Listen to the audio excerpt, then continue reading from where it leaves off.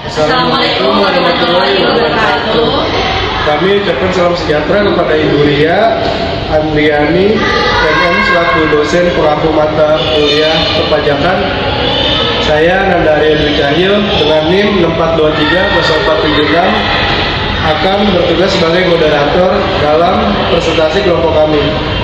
Kelompok 9 dengan tema laporan pajak pertambahan nilai PPN pada PT Agro Lestari Tbk.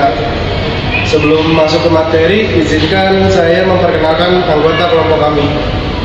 Nama saya Clarissa Indrani Putri dengan NIM 64230298. Nama saya Marcella Gita dengan NIM 64230435. Saya Putri Rizky dengan NIM 64230593. Kami dari kelas 4 3A25 Program Studi Manajemen Fakultas Ekonomi dan Bisnis. Analisis pajak pertambahan nilai PPN PT Astra Agro Lestari Tbk tahun 2023. Ringkasan pajak pertambahan nilai PPN pada tahun 2023, perusahaan mencatat transaksi pajak pertambahan nilai sebagai berikut. Yang pertama ada VAT atau pajak keluaran.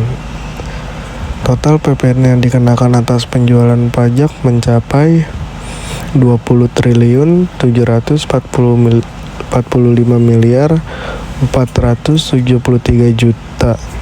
Lalu dibagi dengan PPN 10% pada tahun 2023, yaitu terdapat di angka 2.547.300.000 rupiah. Selanjutnya pada total VAT out atau pajak pengeluaran yang ada di angka 20.745.473 rupiah ditambah dengan hasil setelah dikenakan pajak 10% dengan angka yang ada di angka 2.047.547.300.000 rupiah, maka akan menghasilkan jumlah PPN yaitu di angka 22.820.020.300.000 rupiah. VAT in pajak masukan. Total PPN yang dibayarkan atas pembelian barang 274.383.000.000 rupiah. Dan uang muka pembelian barang setelah dikenakan PPN 10% mencapai 27.483.300.000 rupiah. Berikutnya adalah cara penghitungan pembelian barang sebesar 173.479.000.000 rupiah. Setelah dikenakan pajak PPN 10% mendapat angka di 17.347.900.000 rupiah. Berikutnya ada uang muka pembelian barang sebesar 100.904.000.000 rupiah. Setelah dikenakan pajak PPN 10%, maka mendapatkan hasil di angka 10.090.400.000 rupiah. Berikutnya untuk mendapatkan hasil VAT in dari pajak pembelian barang masuk dan pajak uang muka pembelian barang masuk, yaitu dengan cara pajak pembelian barang dengan jumlah 173.479.000.000 rupiah ditambah dengan pajak uang muka pembelian 100.904.000.000 rupiah mendapatkan hasil 247.383.000.000 rupiah. Selanjutnya untuk mendapatkan hasil pajak PPN 10% dari VAT in, yaitu dengan menambahkan pajak pembelian barang yang sudah dijumlahkan, yaitu sebesar 17.347.900.000 rupiah. Untuk pajak pembelian barang ditambahkan dengan Rp10.090.400.000 mendapatkan hasil Rp27.483.300.000. Setelah mendapatkan hasil fed-in dan mendapatkan hasil fed-in PPN 10%, lalu dijumlahkan dengan menambahkan kedua angka berikut dengan fed-in jumlah Rp247.383.000 ditambah hasil fed-in PPN 10% yaitu Rp27.483.300.000, maka akan mendapatkan hasil fed-in setelah PPN yaitu jumlahnya Rp301.821.300.000. Selanjutnya, kondisi pajak.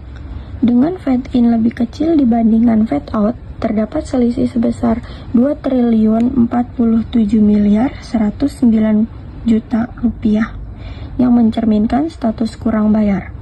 Kejelasan dan dampak pajak. Jika pajak keluaran atau fed-out lebih besar dari pajak masukan atau fed-in, perusahaan wajib menyetorkan selisih pajak yang terutang langsung ke kas negara. Tetapi, jika pajak masukan lebih kecil dari pajak keluaran, perusahaan dapat mengajukan pengkreditan kelebihan pajak keluaran ini pada masa pajak berikutnya. Pada kondisi tahun 2023, perusahaan berada dalam posisi untuk mengompensasikan kelebihan pajak keluaran ini di periode berikutnya. Analisis uang muka untuk pembelian. Total uang muka pembelian tercatat sebesar Rp118.538.000.000 dengan rincian sebagai berikut. Pertama yaitu persediaan sebesar Rp100.904.000.000, lalu biaya impor dan pungutan sebesar Rp8.019.000.000 dan pengangkutan sebesar Rp3.274.000.000, lalu biaya sewa sebesar Rp589.000.000 dan asuransi sebesar Rp155.000.000. Terakhir, biaya lain-lain sebesar Rp5.596.000.000. Dengan komponen uang muka ini berkontribusi pada pembelian barang dan pembayaran biaya terkait untuk operasional perusahaan. Selanjutnya ada transaksi dengan pihak berelasi. Yang pertama ada penjualan. Penjualan kepada pihak-pihak berelasi mencapai Rp6.633.981.000.000 yang merupakan 32% dari total pendapatan bersih perusahaan. Yang kedua ada pembelian. Pembelian barang dari pihak berelasi tercatat sebesar Rp170.479.000.000 yaitu 1% dari total beban pokok pendapatan. Selanjutnya ada kinerja keuangan perusahaan. Yang pertama ada pendapatan bersih. Pendapatan bersih perusahaan pada tahun 2023 mencapai Rp20.745.473.000.000, mencerminkan performa operasional yang kuat. Yang kedua ada beban pokok pendapatan. Beban pokok pendapatan tercatat sebesar Rp17.974.493.000.000, menghasilkan laba bruto sebesar Rp2.770.980.000. Kesimpulannya, perusahaan mencatat kondisi kelebihan pajak keluar dibanding pajak masuk yang dapat dimanfaatkan untuk mengkreditan pada masa pajak berikutnya. Total kontribusi penjualan pada pihak berelasi mencapai 32% dari pendapatan bersih, sementara pembelian dari pihak berelasi hanya 1% dari total beban pokok. Kinerja keuangan perusahaan secara keseluruhan menunjukkan laba bruto yang signifikan, didukung oleh pengelolaan beban operasional yang efisien.